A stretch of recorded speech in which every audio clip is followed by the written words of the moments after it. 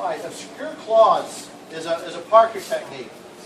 We do it the same. Yeah, so you're all going to do this on each other here in just a second. I'm a guy. I know Yeah. excuse me.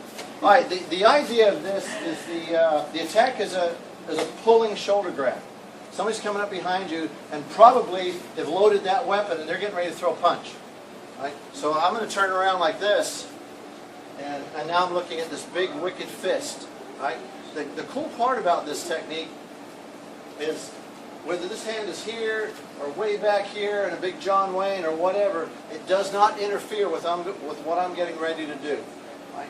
Because I'm using his energy. He grabs me. He's probably going to pull me right into that. You know, so as soon as he pulls, boom, there's a bunch of hands in my or a fist in my nose. Now the book is straight, short and sweet. He grabs, he pulls, and I feel it. I'm just going to slip that foot, and I don't step. I don't do this. Because I don't know where his feet are. I feel it. So if I do go out, I can feel what's going on, and I don't want to do this and create extra stuff. So I'm going to slide that foot back, and my hands are going from hanging point of reference. Right? They're just going to sling. In the book, what I'm doing is I'm sliding back, and I'm leading with that elbow. Face, pin,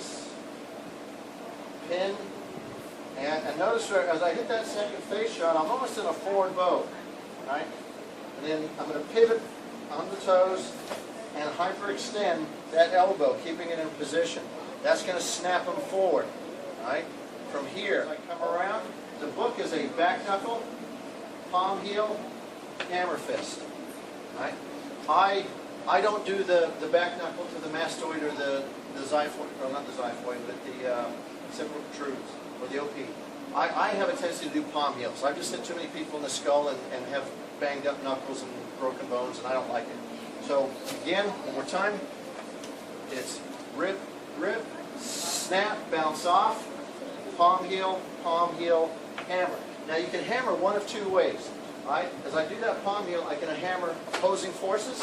I'm going away from the strike, or I can hammer directional harmony. I'm going back into the strike and then lead. I have a tendency to hit opposing forces. As soon as I come around, I get that. If I come off his shoulder, boom, I want to get out of dodge. Right? So here's what I want you guys to work on just for the moment. Here's the part at speed.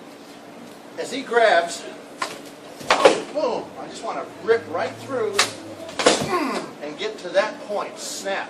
What's going to happen when I do this, see how his head popped up? That's what's going to happen. When I crank that arm, he's going to arch. And when he creates that arch, that sets up this shot, which sets up this shot, which sets up that shot. Right? And then I can leave.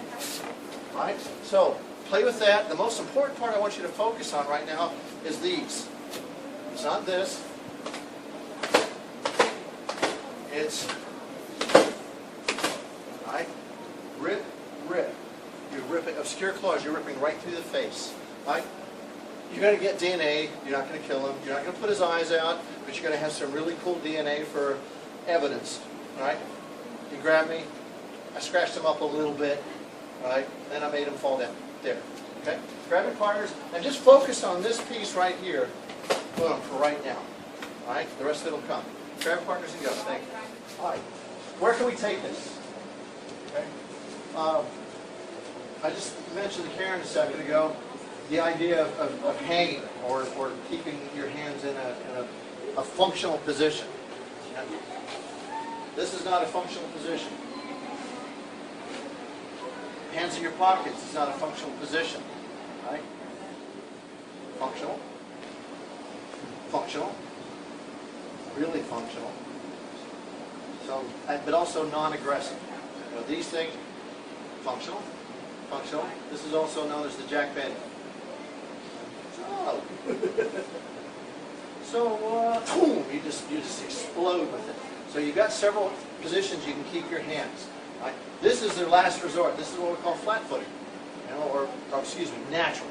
But in the Kempo circles, it's flat. If you get caught like this, you're in the white zone. You weren't paying attention to what was going on around you.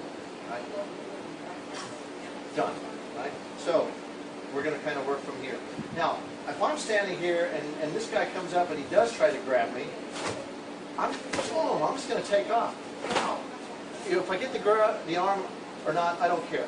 Right? The idea is those mechanics of I'm relaxed, I'm right. Boom, just taking off and going. Boom. And trying to find that little sweet spot that gets you into the rotation, but at the same time doesn't break his arm.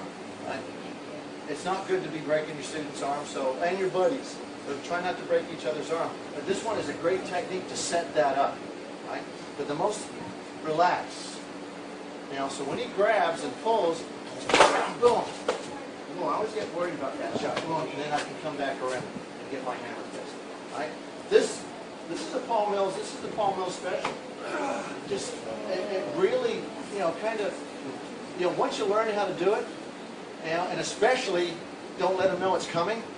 Right? He's standing there. Hey, Mr. Rick's talking. Oh, yes. Right? Now when they go ahead and tighten up. Now when he tightens up, he can take a lot more. You know? And it still doesn't feel good. But man, I tell you, you catch somebody not paying attention, and whoop, right, whoop, it'll get their attention. So again, on flashing claws, the idea is just to relax. Rip, pow, palm heel, bring his head up. Pick your targets. Get out of town, call it a night. Go have a margarita. Okay? Bye. Thank you very much. Have fun with that.